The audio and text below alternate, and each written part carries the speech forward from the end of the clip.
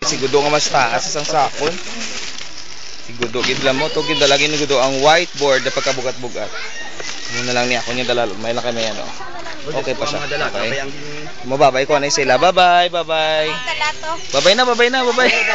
Bugat na. Sige, muna kami. Balik lang kami diguro karon na. Okay, thank you, Jed. Thank you. Okay. So, ano ganing katuan ta? Dinta na kato. Piak suba. Okay, so makato kami subong sa piak sang suba.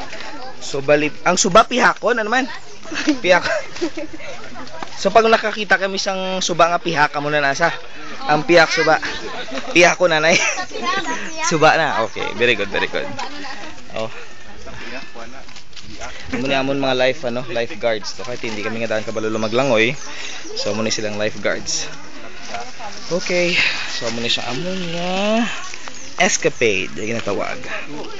So muna siya. Hi sa camera, hi. Hello Day. Hello. Labay kami anay. Bukata. Kabudlay sa ilang road, amo ba to? Hindi lang ta. Okay. Kapit na lang kami pakadto sa piak suba. Well, first time pero enjoy. Happy na galing jutay. Halong lang sa steps. Damo mga bato. Okay. Ay lang, may lapit na lang kami guro sa may piak suba. Medyo excited. Ako medyo excited. It's going to be fun. Okay, pagkakita tang place. I'm sure sa mga ilander share naman na sa inyo. Ma-enjoy nyo gid ang amon nga trip. This is called IFM Escapade. And here we go. Wow. Kainit. Tingala mo kung ginulam na sa akon ni Gudo kay gali. May ara sa plano. May nga plano. Very good. Okay.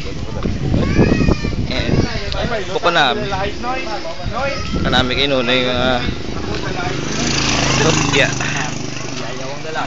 So, amon yung plano. Later, pag abot namon dito sa place, i-settle line namon ng mga gamit. And of course, mga pagkaon.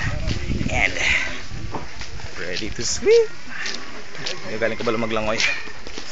My God.